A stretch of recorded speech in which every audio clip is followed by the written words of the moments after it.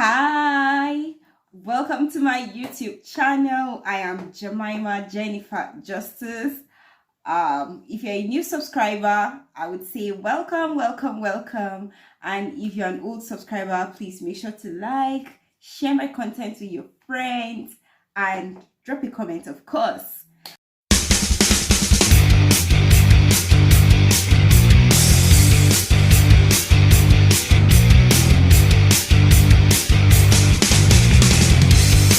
So this video is all about my career, my 9 to 5.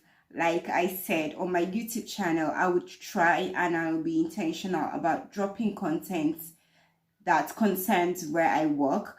Where I work is a very, I don't know the word, but I feel like there are a lot of debates and discussions and arguments about NGOs. That's where I work. I work with an international NGO, and I feel like putting out this content right here to help a lot of people that don't really have an understanding of what NGOs do. I hear the arguments, I hear the debates, they are crazily funny, and I hope my content will be able to help clarify some of these arguments. So we get into the video now. So fun facts. NGO is actually a label given to international organizations. So once you hear the word NGO, non-governmental organization, is for organizations that are international. For the local ones, they either call CBOs or CSO, which is civil society organizations. I hope I'm able to pass out some information with that. So let's dig into the video. Just like the description says, why you should work for an NGO. That is what my video is about today. So as we go further, I would like you to drop your comments. You have a question, you please drop it. Then I would reply your comments, and if there are comments that I need to address in another video, I would make another video to address that.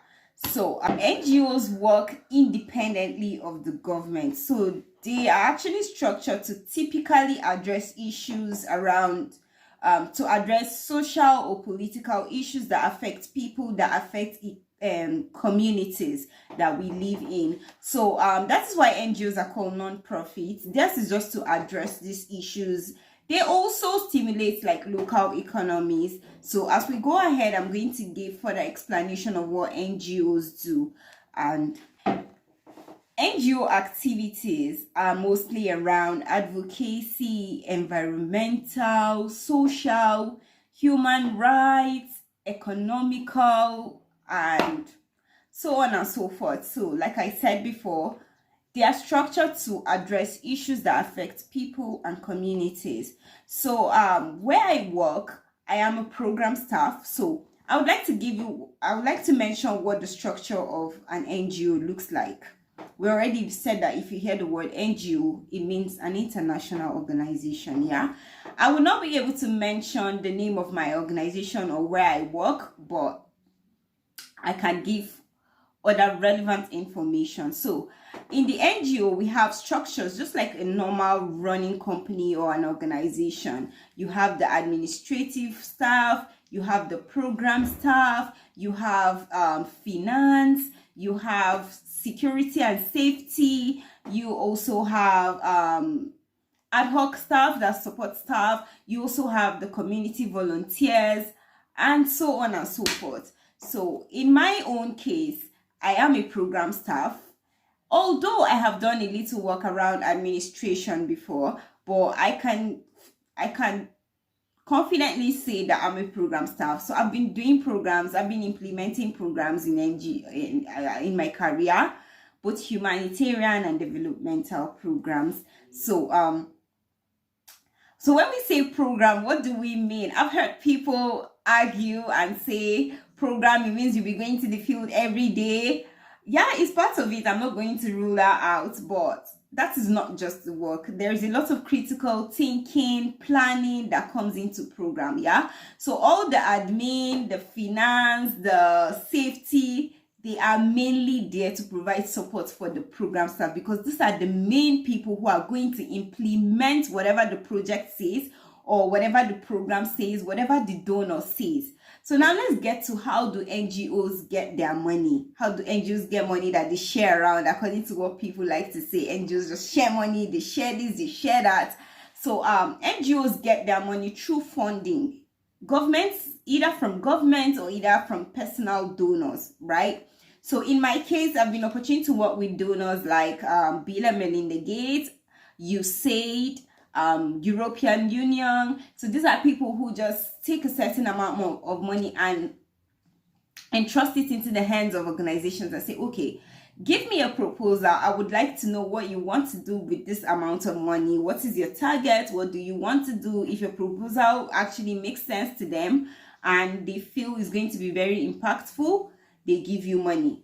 So in the NGO, again, I would like to clarify that if you are not a very disciplined and accountable person, so please don't go to any NGOs, because NGOs are very, very strict and disciplinary with their money. Because I mean, this is somebody's money that was just given to an organization to reach out to so number of people. So they would not want to tarnish their reputation. At the same time, they're trying to stay accountable to the person who gave them. So that is it about how NGOs get their funding. Next, we want to talk about the list of NGOs in Nigeria. I feel like there is a long list of NGOs in Nigeria that people don't even know about. I remember there was the time I was on Naira Land and my organization was recruiting, and I was seeing a lot of funny comments. People are like, oh, is this one that when you get there, they'll tell you to bring 10 people and 10 people should bring another 10 people. Somebody said that, is this even an organization name? And it was so funny to me. I was tempted to reply the comment to tell them, oh, these organizations actually exist. But I was like, let me not come and get dragged. You know how social media is.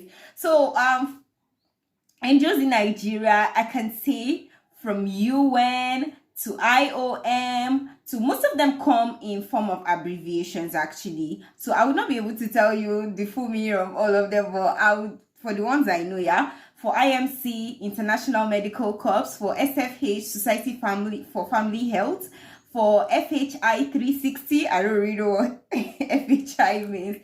CRS, that's Catholic Relief Services. We have NRC, Norwegian Refugee Council. We have Mercy Corps, Nigeria. We have IRC, International Rescue Committee. We have ICRC, International Red Cross, something. I'm just surprised I know these things, yeah.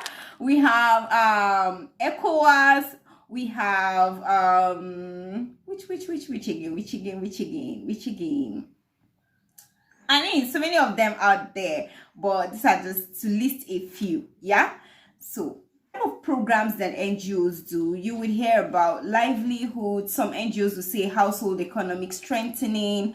You would have WASH, which is water and sanitation hygiene. You would have shelter. These are like emergency needs for people who have been displaced by war or fight or conflict, name it, and are just looking for where to lay their head to sleep. So you have NGOs who create shelters for them. Some shelters are permanent, some are temporary. Yeah, and we also have programs around conflict resolution. We also have programs around market system development, which is somehow like livelihood too. We have education. We have safe space education. We also have protection. Some will say social protection. Some will say child protection, but I mean protection.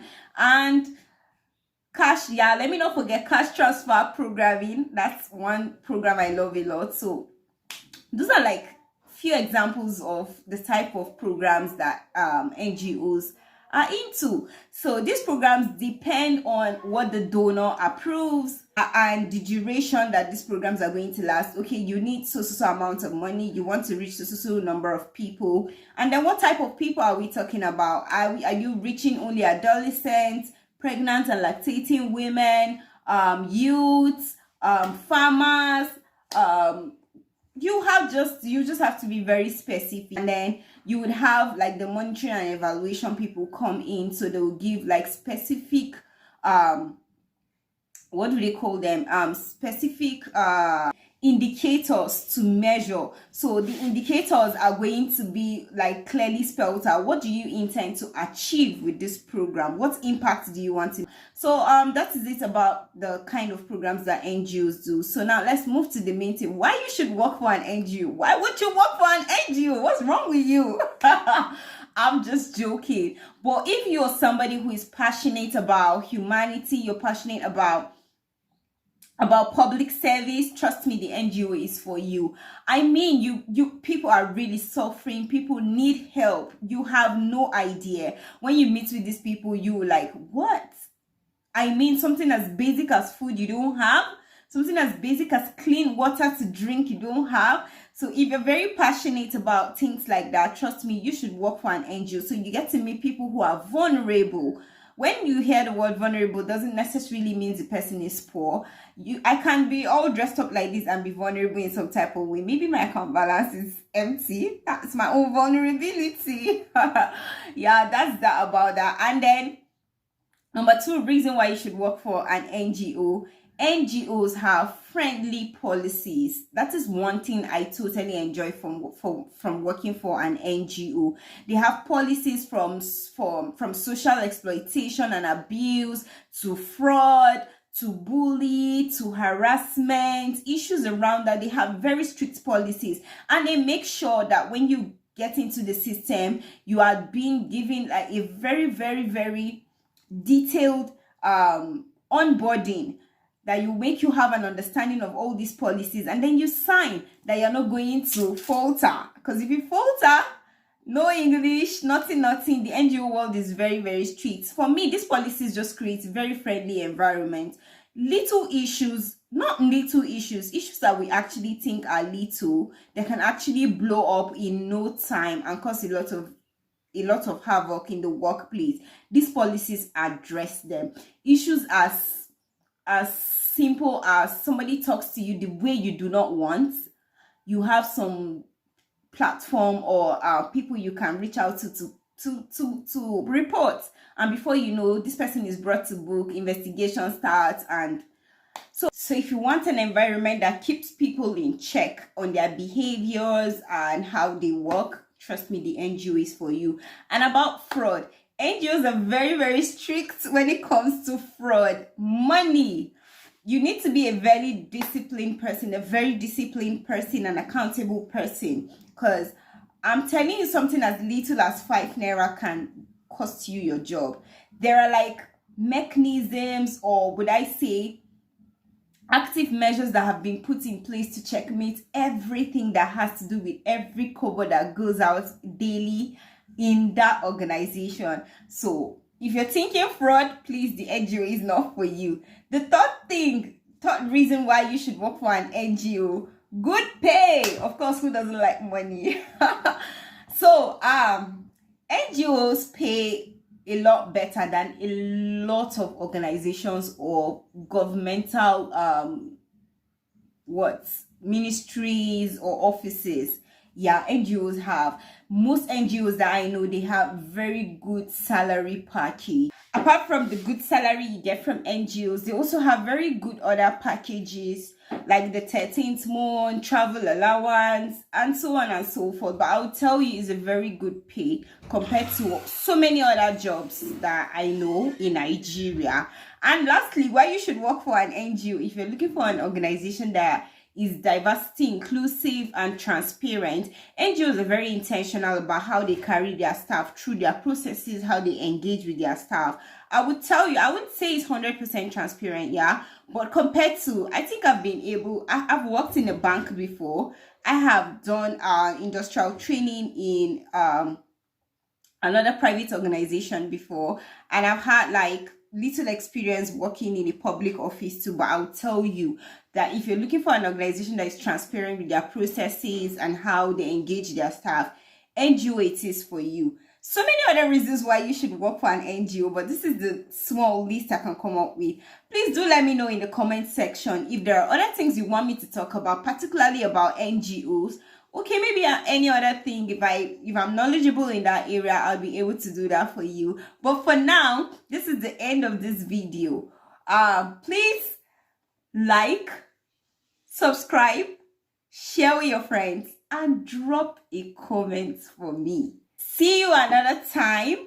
Please don't forget to subscribe, and hit the notification bell so you get notified when I drop a video.